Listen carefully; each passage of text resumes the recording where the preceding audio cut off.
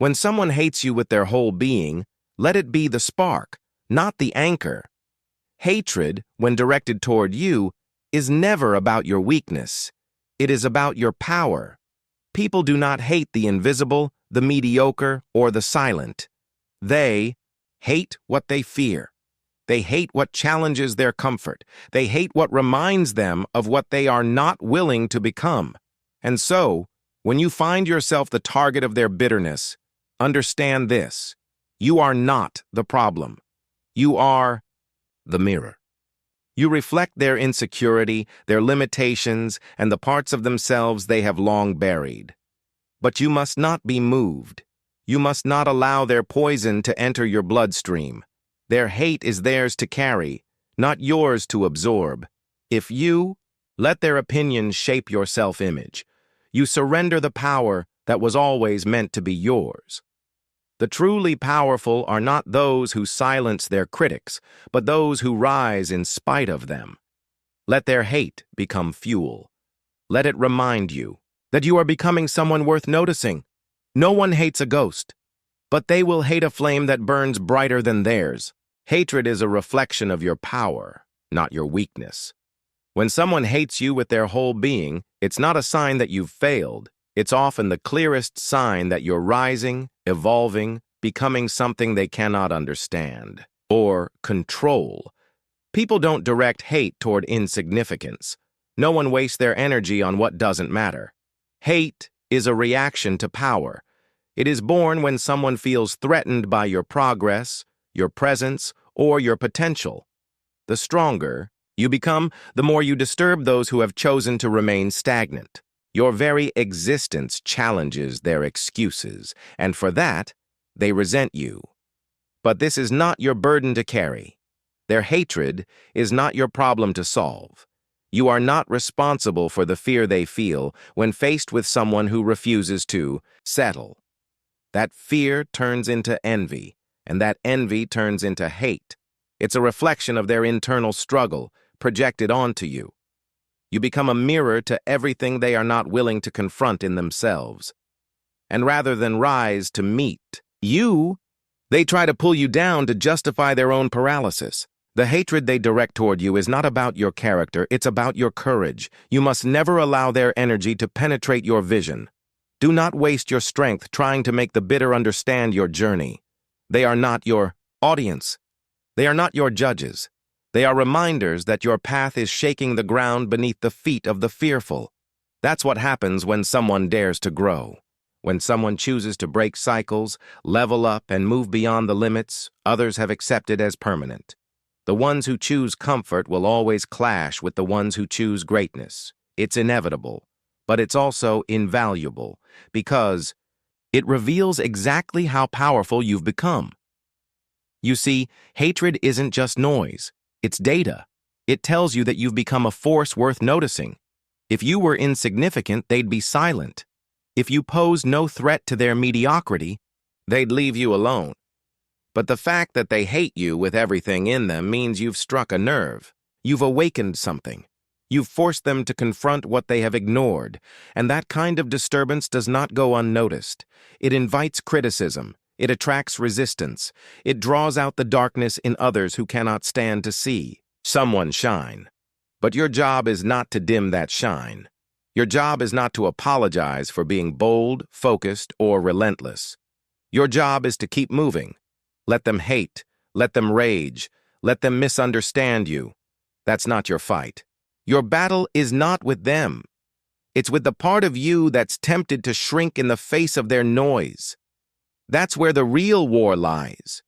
And when you win that battle, when you rise above the urge to react, when you stay centered, when you keep building despite the resistance, you become untouchable. You cannot be unstoppable and universally liked at the same time. The pursuit of greatness is not a popularity contest. There will be those who cannot stand to see you rise because it reminds them of their own refusal to move, and that hatred will be loud, persistent, and at times personal. But remember, the person who hates you most often sees in you the qualities they wished they had the courage to develop. Your consistency haunts them. Your ambition irritates their complacency. Your confidence exposes their insecurity, and instead of changing themselves, they try to attack you. Let that be your fuel. Let it remind you that you're doing what few are willing to do. Growing in public, improving despite pressure, building in silence while others talk. Every ounce of hate thrown at you is an unintentional confirmation that your presence is powerful, because no one hates what they don't notice. No one resents what doesn't move them. You have become impossible to ignore. That's why they feel what they feel. So keep going, keep creating, evolving, leading. Let your results be your response. Let your discipline be your shield. Let your vision be louder than their voices. You are not here to play small. You are not here to appease the fragile egos of the insecure. You are here to rise, and in rising, you will provoke. That's not weakness. That's power. And the deeper their hatred runs, the clearer it becomes. You are winning a battle they were too afraid to fight. Do not answer hate with hate. Rise above and let results speak. When someone hates you with their whole being, the instinct may be to strike back, to prove yourself in the arena of emotion, to match their fire with your own. But understand this. Responding to hate with hate only drags you into the very place they want you to be, off balance, reactive, distracted. You were not built to waste your energy on emotional warfare. You were built to rise, to create, to conquer. Hate cannot live where growth thrives. It cannot withstand the light of forward momentum. So instead of fighting with words, fight with results. Let your achievements become the answer to every insult, every lie, every attempt to pull you down. People who hate you often expect you to crumble under their pressure. They want to see your confidence falter, your focus break, your voice shrink. They hope their negativity will infect your mind, convincing you that you're less than what you truly are. But you must not give them that power. When you remain calm in the face of their chaos, when you refuse to react and instead double down on your purpose, you send a message louder than any argument could ever shout. You show them that you are not shaken by noise, that your purpose is too rooted, your vision too sharp, and your drive too fierce to be derailed. The most powerful response is not revenge, it is results. When you keep building despite their hate, when you keep winning in silence, when your life improves regardless of their attempts to pull you down, you rise into a level they cannot reach. And they feel it. They feel the sting of your progress, more than they would the sharpest insult. Because your success becomes a mirror. It reflects back to them everything they're not doing, everything they've chosen to avoid, and everything they envy. But your focus must remain unbroken. Do not let their hate become your distraction. Let it become your reminder. Not everyone will understand your path, and that's okay. Not everyone will cheer for you, and that too is part of the journey. The person who hates you most may never change their mind. They may never admit the truth. They may never recognize your growth, but that has nothing to do with you. Your value was never dependent on their approval. Your strength was never built on their acceptance. Your journey is not about them. It's about who you become in spite of them. Every minute you spend trying to prove something to your critics is a minute stolen from your mission. Your time is too precious. Your vision is too sacred. And your energy is too powerful to be wasted on people who have already decided to misunderstand you. Let them talk. Let them doubt. Let them mock. You stay focused. You stay disciplined. You stay grounded in the work that matters. Because when your results speak, the world listens, even your enemies.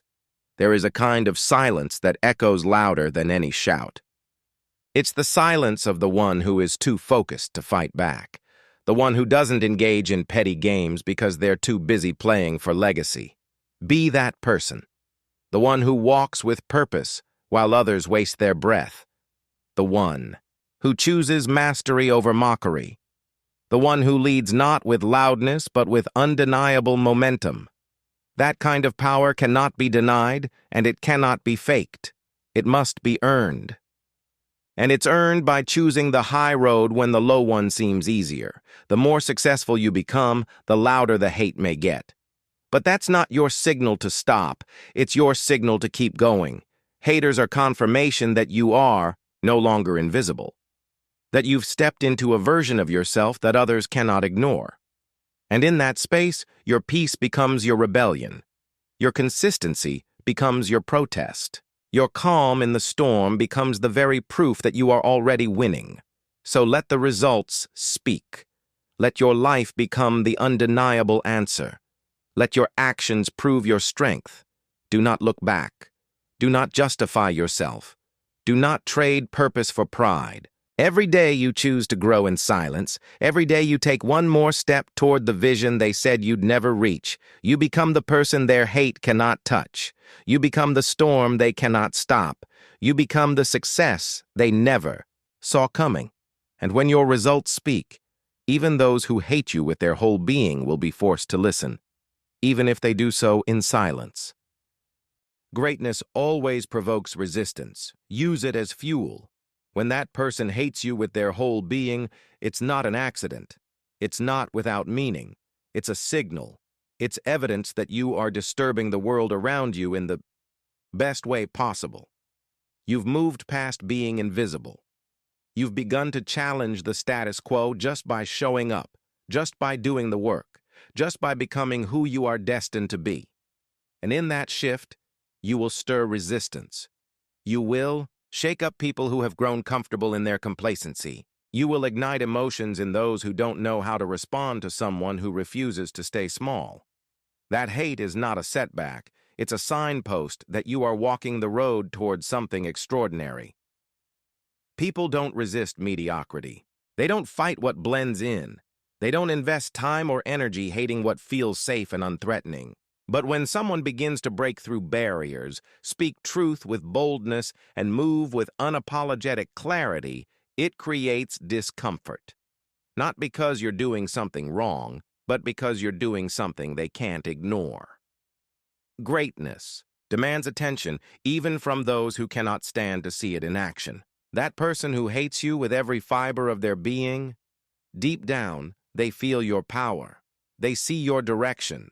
They sense the weight of what you're building, and it terrifies them. This is not the time to cower. This is not the moment to question your worth or shrink your voice.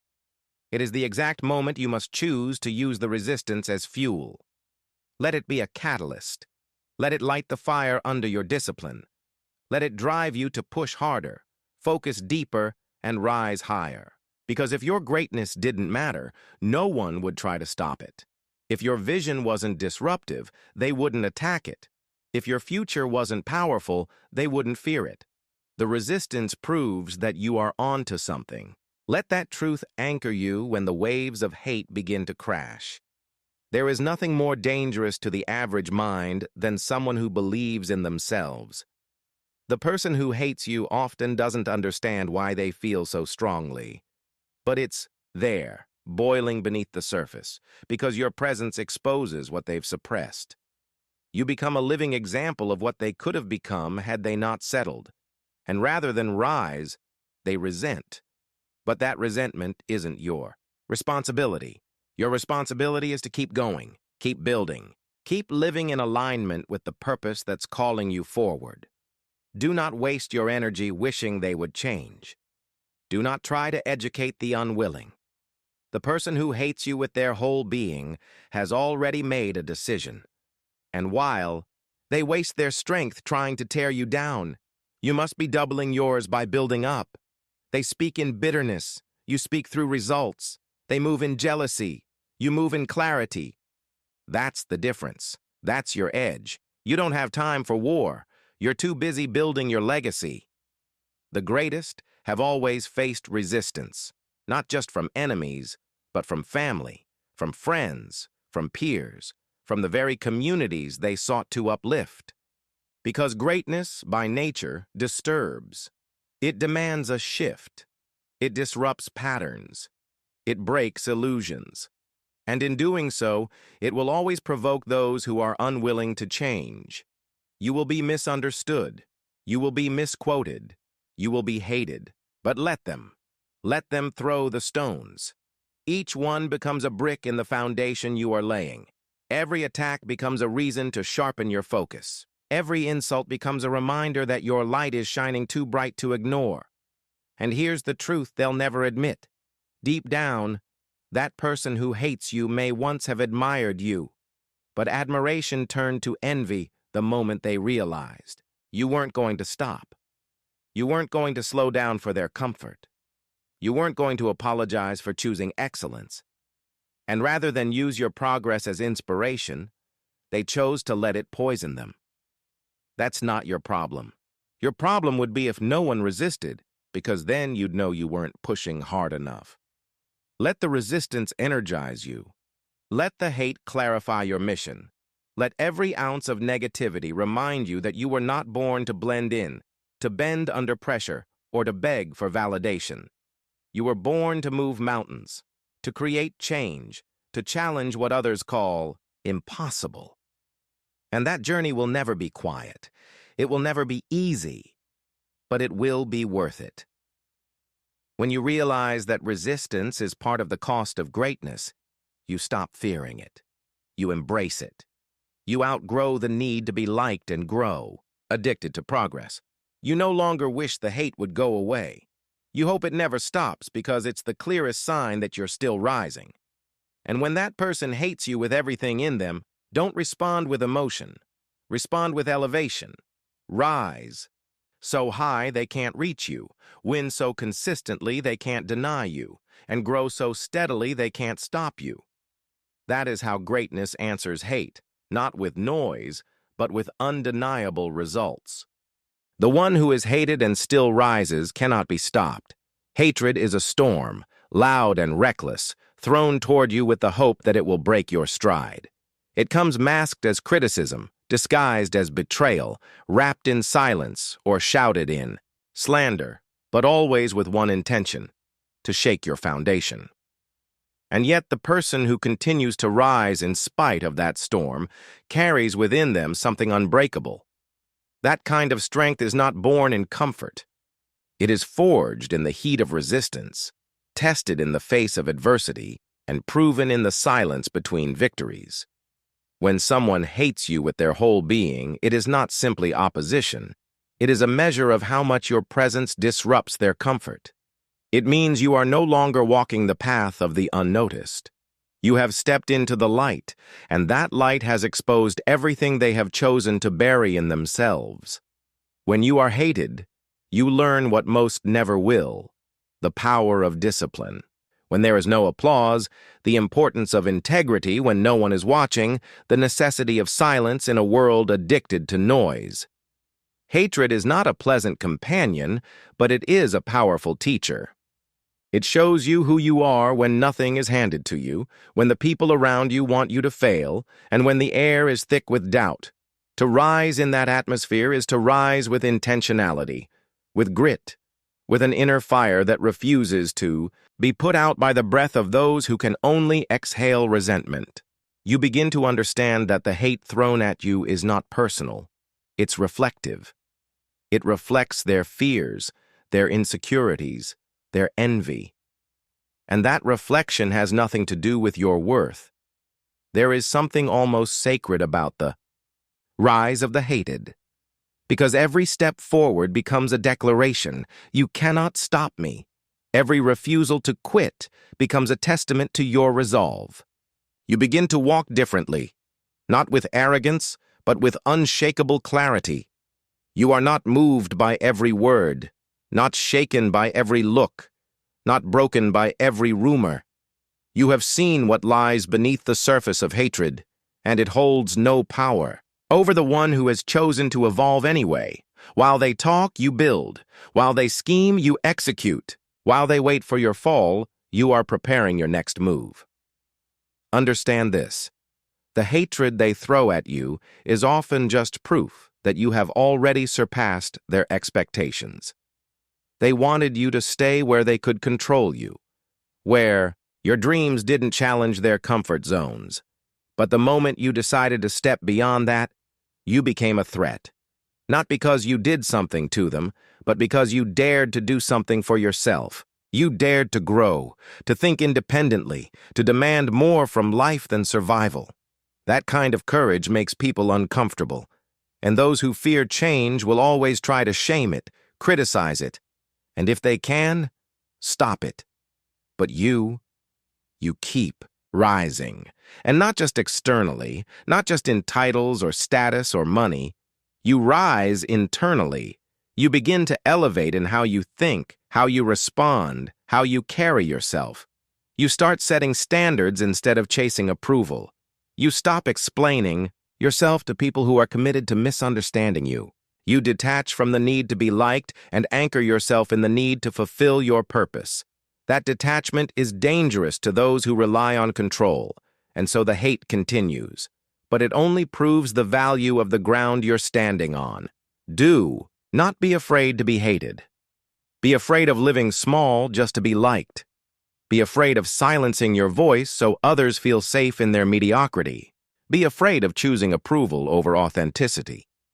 The hated one who still rises is not simply strong, they are unstoppable, because they have built their strength on substance, not on popularity. They have learned to validate themselves. They have accepted that solitude often walks beside greatness, and they have embraced that every enemy is simply a misplaced admirer, someone who sees your power and doesn't know how to process it. Let their hate become your signal. Not to retaliate, but to focus. Not to argue, but to act. Not to justify, but to grow. You don't need to match their energy. You need to surpass their expectations.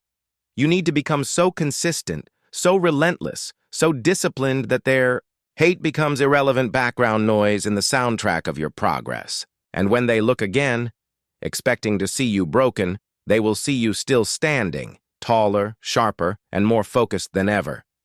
The one who is hated and still rises cannot be stopped because they have learned to rise from within. They are no longer swayed by temporary storms or shallow opinions. Their roots run deep, grounded in purpose, watered by patience, and strengthened through every season of resistance. They rise not in defiance, but in destiny. And that kind of rise cannot be undone, not by gossip, not by envy, and certainly not by hate.